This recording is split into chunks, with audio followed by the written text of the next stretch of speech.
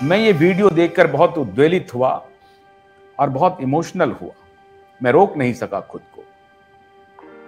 सौभाग्यवश आज हमारे देश के प्रधानमंत्री अहमदाबाद में गांधीनगर में वो स्कूलों का दौरा कर रहे थे और बच्चों के साथ उनकी तस्वीर भी आई। वो एक डिफेंस एक्सपो में गए थे। हजारों करोड़, लाखों करोड़ का बजट है हमारा डिफेंस पे, स्कूलों पर भी बजट है।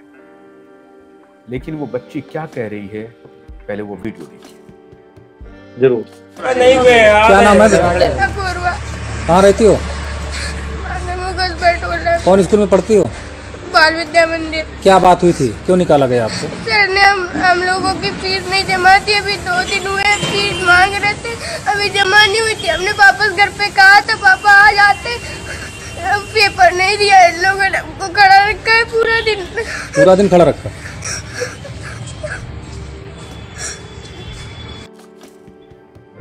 दोबारा सुनाओ। क्या नाम है? कहाँ रहती हो? कौन स्कूल में पढ़ती हो?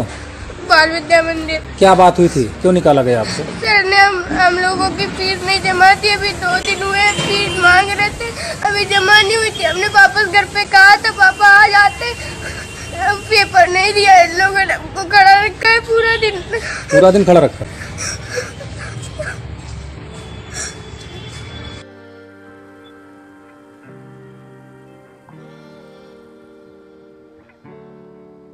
आचार्य, मैं बोलने की स्थिति में नहीं हूं। मैं हैरान हूं कि हमारे देश को कैसे हम 5 ट्रिलियन इकोनॉमी ले जाएंगे। मैं आदरणीय प्रधानमंत्री और उत्तर प्रदेश के मुख्यमंत्री से आग्रह करता हूं कि हमारी जो लड़ाई है, मैं प्रकाश पोहरे जी शायद ज्वाइन कर चुके हैं। प्रकाश जी, आपने तस्वीर नहीं देखी, वीडियो देखी नहीं उन्नाव की उस बच्ची की? नहीं, आपने नहीं देखी वो वीडियो। अब मैं देखूंगा। हाँ, 2 बार हमने प्ले किया था। मैं आदरणीय प्रधानमंत्री जी से बहुत करबद्ध प्रार्थना करता हूँ, हाँ, क्या बाकी सब काम छोड़ दीजिए। जिस प्रकार से आप अहमदाबाद में गांधीनगर में बच्चों के साथ आपने तस्वीर भेजी है, उसे इवेंट भर मत बनाइए।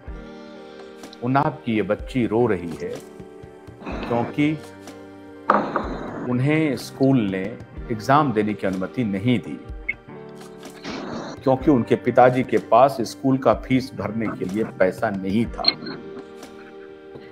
प्रधानमंत्री जी और आदरणीय मुख्यमंत्री जी, जहां कहीं भी हैं, आप अगर हमारी आवाज सुन रहे हैं, आज से प्रण लीजिए, भारत में कोई बच्चा नहीं रोएगा। आज से 15-17 साल पहले हमने ऐसी ही तस्वीर दिखाई थी एक टेलीविजन चैनल पे, जब ऐसे ही किसी बच्ची की आंख से आंसू गिरा था। अब मुझे लगता है उसमें कोई फर्क नहीं हुआ।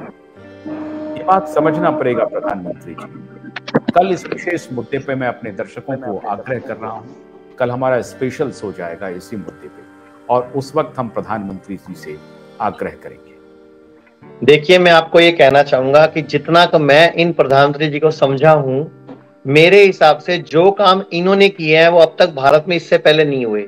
मैं आपको 2-4 काम गिना सकता हूं। मानता हूं एक इंसान अगर 10 अच्छे काम करता है तो एक आधी गलती भी कर जाता है, और वो इंसान होने का प्रमाण भी है। तो मैं आपको अच्छे काम बता देता हूं। आज भारत को आजाद हुए 75 साल हो गए। दुनिया के सभी लोग हेल्थ इंश्योरेंस कराते हैं।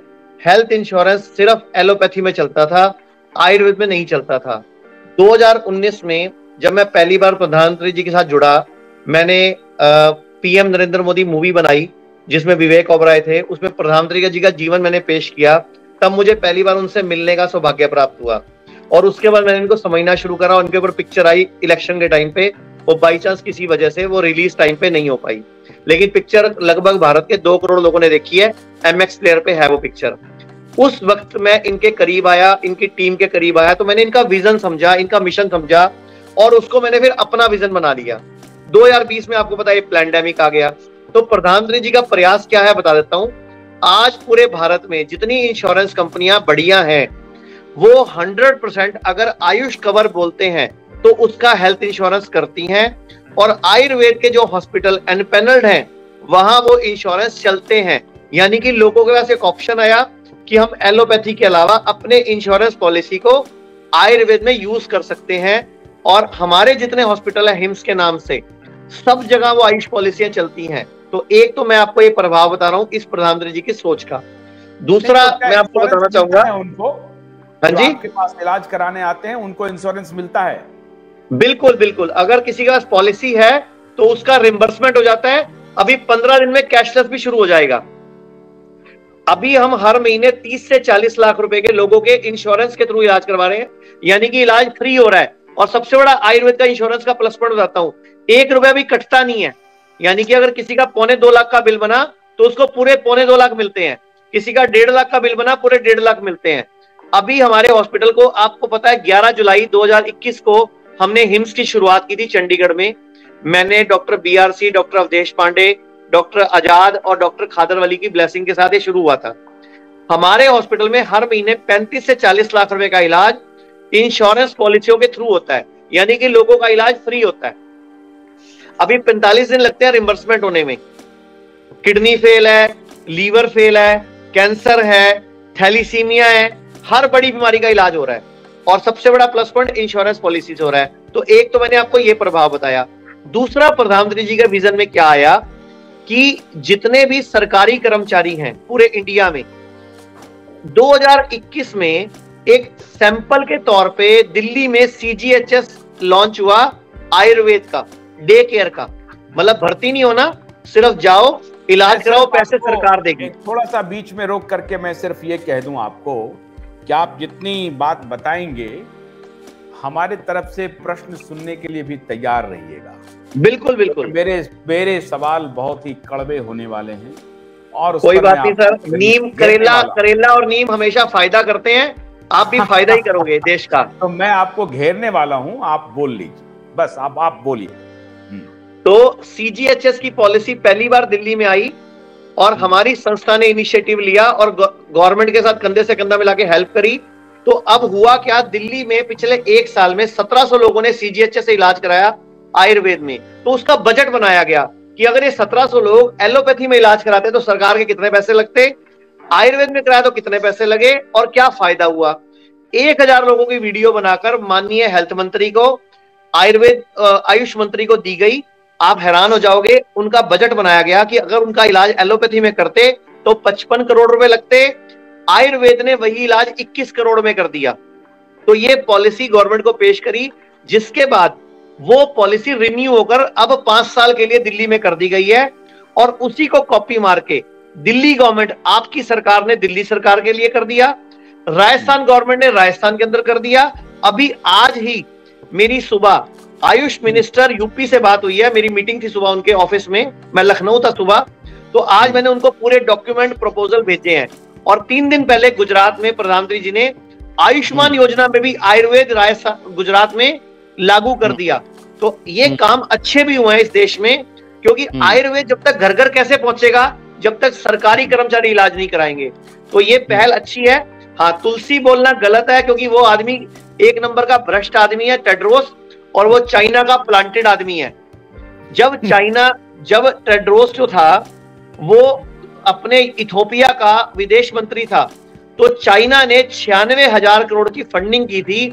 मैंने मेरे YouTube चैनल पे वीडियो बनाकर डाली थी और बदले में मेरा YouTube चैनल डिलीट हो गया था। पूरा का पूरा प्लैंडेमिक है और इस प्लैंडेमिक के अंदर सब लोग शामिल हैं। और मैंने इसका जो निचोड़ निकाला वो ये है कि भारत आज भी अंग्रेजों का गुलाम है, भारत आजाद नहीं हुआ है, क्योंकि हमारे पर थोपी गई महामारी। ये कोई महामारी थी नहीं, ये सिंपल सर्दी जुकाम था, जिसका बहुत बड़ा प्रोपोगंडा का बना के, इसका बहुत बड़ी मार्केटिंग करके ये दुनिया को 200 करोड़ सुइयां ठोक दी और दुनिया को बेवकूफ बना दिया।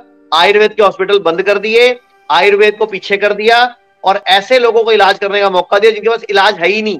वो खुद बोलते हैं हमारे पास कोई इलाज नहीं है, एक्सपेरिमेंटल ड्रग्स यूज कर रहे हैं। 2020 की 25 मई को आप चेक करो गूगल पे, लैंसेट का जर्नल मिलेगा आपको। उस लैंसेट के जर्नल का प्रिंट आउट निकालो। मैंने उस पर वीडियोस बनाई थी, 1 नहीं 4 बार, और प्रधानमंत्री जी को, राष्ट्रपति को, सबको टैग किया था। क्या वीडियो में था, लैंसेट ने क्या बोला था कि दुनिया में 40 साल में जब भी क्लोरोक्वीन और एंटीबायोटिक और एंटीवायरल इकट्ठी दी जाती है तो 6 में से 1 लोग की मौत होती है। अब हाइड्रोक्लोरोक्वीन और आप एजिथ्रोमाइसिन यानी कि एंटीबायोटिक और साथ में वायरल दिया जाता है एंटीवायरल, तो 5 में से 1 की मौत होती है। और इनके साथ कोई आइवरमेक्टिन जैसे कोई और दवाई जोड़ दी जाए तो 4 में से 1 की मौत होती है। और यही हुआ हॉस्पिटल्स में, क्योंकि ये एक्सपेरिमेंटल ड्रग्स हैं जिसको बोलते हैं मिक्सिंग कॉकटेल ड्रग। और इसके साथ इन्होंने क्या जोड़ा, रेमडेसिविर, लोपिनावीर, रोटिनावीर और पता नहीं क्या क्या जोड़ा। ये पूरा पैंडेमिक है। और मैं जो मानता हूं इसमें कि इस पैंडेमिक को खेला गया है एक मेडिकल माफिया, मेडिकल षड्यंत्र के तहत, और ये फार्मा कंपनियों का खेल है। और इसमें इन्वॉल्व है आईएमए जैसे, आईसीएमआर जैसे संगठन।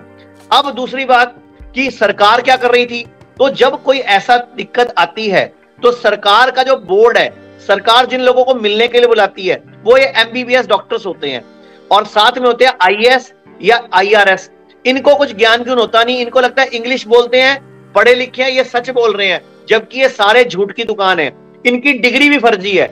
आप किसी भी एमबीबीएस डिग्री डॉक्टर को बोलो तेरी डिग्री दिखा, उस पर लिखा होता है बीएमबीएस, लेकिन आज तक क्या दिखा रहे हैं, MBBS. Bachelor in medicine, bachelor in surgery, ये डिग्री का नाम है। तो मेरी कई एलोपैथी डॉक्टरों से बात हुई कि तुम ऐसे क्यों हो, तो बोलते हैं कि एलोपैथी करना अपने आप में ही एक चैलेंज है। हमें शुरू से ही ऐसा माइंडसेट दिया जाता है कि हम तो इस इलाके के गुंडे हैं, हम तो भगवान हैं, हम तो सब कुछ, हम ही वाहेगुरु हैं, हम ही प्रभु हैं। और इनकी वैसी माइंडसेट बन जाती है और इनको लगता है हम जो कह रहे हैं बस वही सत्य है, बाकी कोई सब झूठ बोलते हैं। तो वो एमबीबीएस जो है वो आईएस लॉबी के साथ कनेक्टेड है, बड़ा मोटा पैसों का खेल है। और ये सारे बनाते हैं पॉलिसियां और देश पर लागू करते हैं और आम आदमी भुगतता है। मेरा खुद का ड्राइवर मुझे बिना बताए वैक्सीन लगवाया, आप हैरान हो गए, 3 दिन बाद हार्ट अटैक पड़ गया उसको। अब क्या करो किसी को, मेरा ड्राइवर मेरे साथ रहता है और ये हाल है, उसने बताया ही नहीं, पूछा ही नहीं कि मैं वैक्सीन लगवाने जा रहा हूं। मेरे वर्ग का होता मैं तो कभी ना लगवाता, कहता सर्टिफिकेट बनवा ले भैया, चुपचाप घर आ जा, क्योंकि मैंने भी खाली सर्टिफिकेट बनवाया। नहीं, लेकिन आप ये बताइए